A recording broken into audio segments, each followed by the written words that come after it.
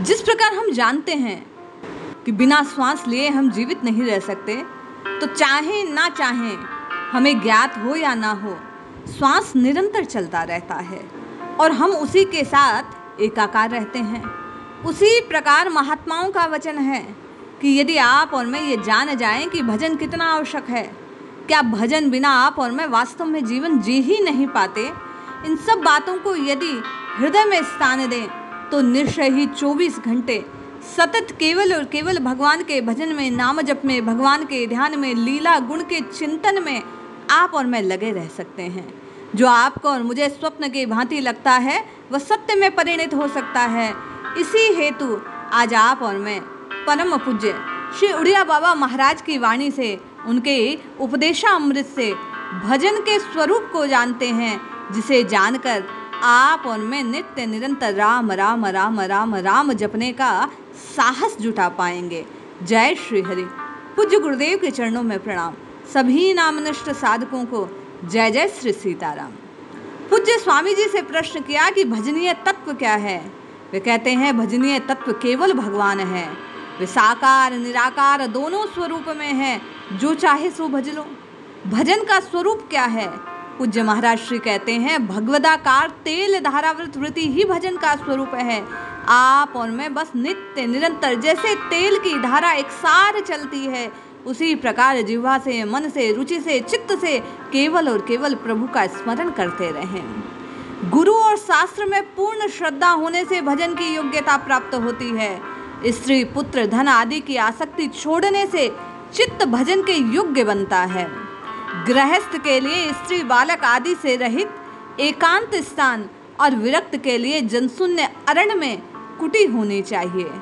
विषया शक्ति और विषयी पुरुषों का जो संग है वही भजन में बाधा प्रदान करता है। भजन में क्या आवश्यक तत्व है, इस बात को प्रकट करते हुए पूज्य महाराज कहते हैं शास्त्र विहित कर्मों में निपुणता और सात्विक व्यवहार और गीता के 17वें अध्याय में कहे अनुसार शारीरिक, वाचिक और मानसिक तप परम आवश्यक है। तीनों तरह की तैयारी करने से निरंतर भजन होता है।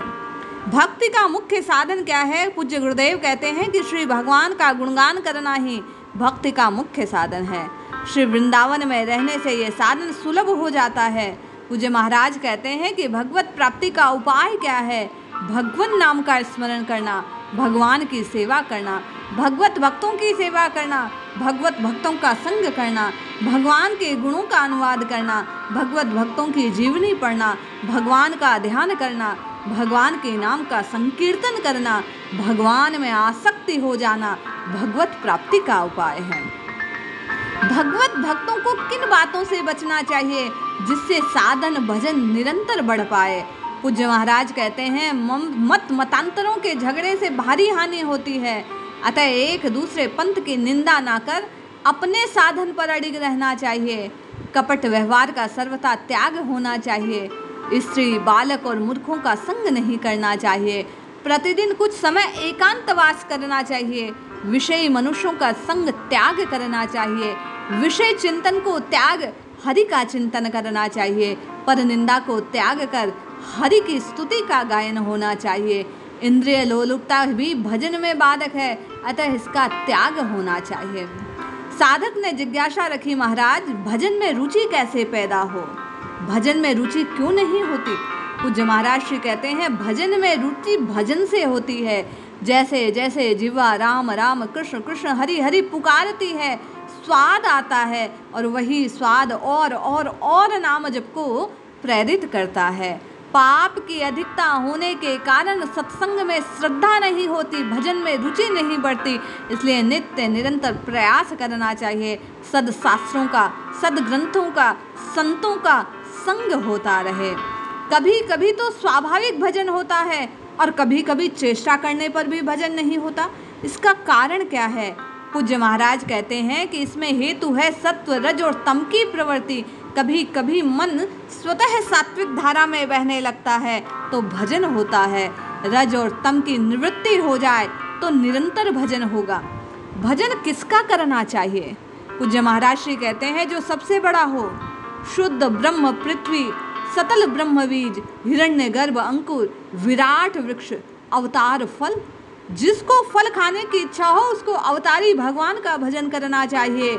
मैं तो संसार से वैराग्य का प्रयत्न करना कमजोरी मानता हूँ। महाराज श्री कहते हैं भगवान में राग होने से संसार स्वतः छूट जाता है। हमें तो भगवान में राग करने का प्रयत्न करना चाहिए और भजन ही भगवान में प्रेम राग को बढ़ाने वाला है। साधक ने जिज्ञासा रखी कि महाराज भगवान में राग हो कैसे? भगवत चिंतन ही भगवान में राग पैदा करता है। हमें भगवान का चिंतन अधिक करना चाहिए। नाम और रूप का साथ साथ चिंतन करना चाहिए। भगवान का नाम लेते रहें, भगवान के स्वरूप का विग्रह का ध्यान करते रहें तो भजन में मन लगने लगता है। काम करने पर ऐसे प्रश्न होंगे, बिना राग के नाम स्मरण करने से भी राग की प्राप्ति होगी। आरंभ में किसी को राग नहीं होता। कहने का तात्पर्य, साधक कहते हैं कि निरंतर भजन कैसे बने। पूज्य महाराज श्री कहते हैं भजन करते करते और अधिक भजन की लालसा ही भजन को बढ़ाती है, भगवान में अनुराग उत्पन्न करती है, प्रेम और प्रीति, श्रद्धा और विश्वास को बढ़ाती है। इसलिए निरंतर भगवान के नाम का उच्चारण करते हुए भगवान के स्वरूप का ध्यान करना चाहिए। साधक पुनः जिज्ञासा रखता है कि स्मरण करते समय भगवान के दर्शन की इच्छा मन में होनी चाहिए या नहीं।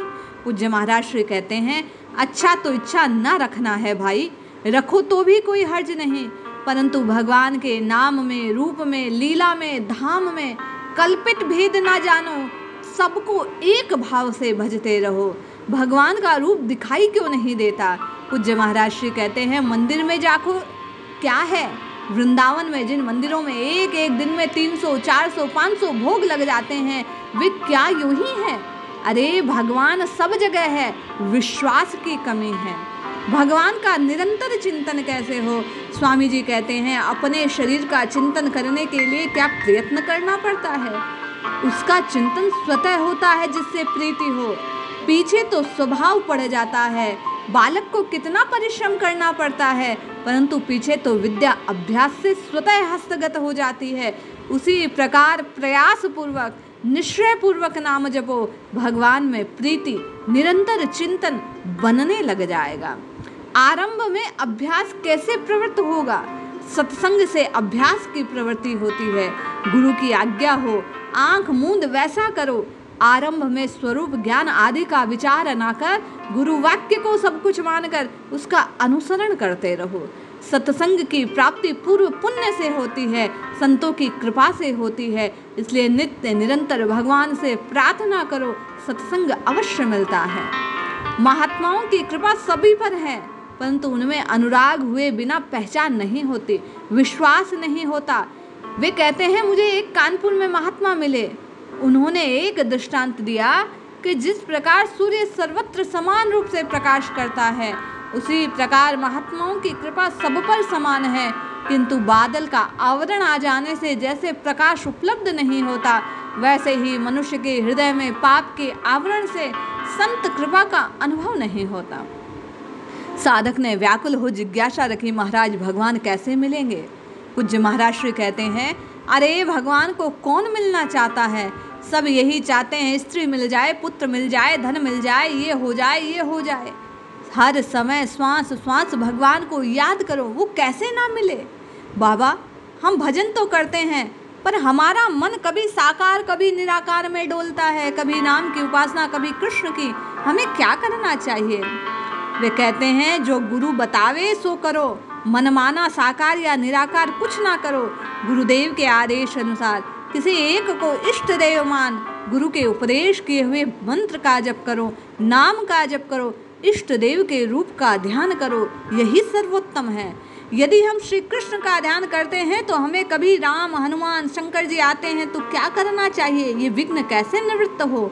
वे कहते हैं ध्यान में आते हैं तो आने दो, घबराना क्या, बस अपने अपने इष्ट मंत्र का जप करते जाओ, उसे मत छोड़ो, इसी में कल्याण है।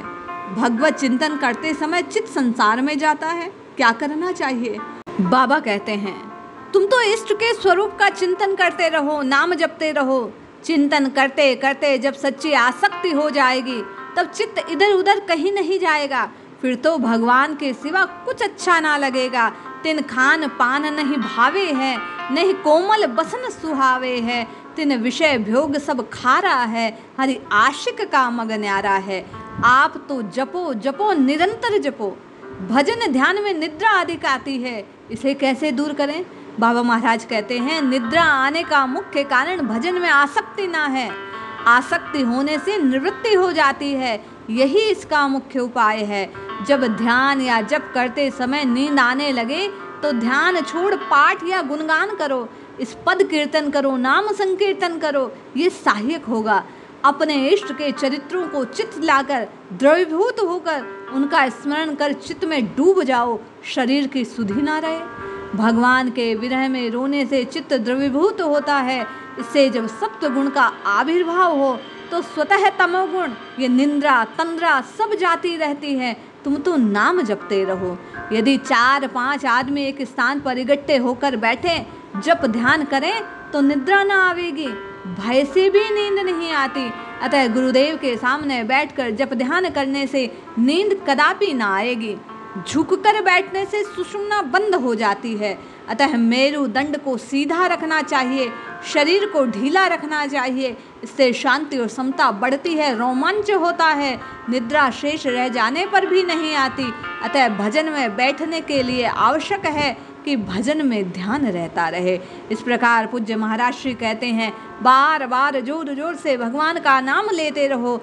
आप और मैं नित्य निरंतर यदि भगवान नाम का स्मरण करना चाहते हैं, जप ध्यान कीर्तन करना चाहते हैं, तो पूज्य महाराज श्री की बातों को अपने हृदय में स्थान दे। नित्य निरंतर इसी अनुरूप भजन करना चाहिए, निश्चय कल्याण होगा। जय श्री हरि।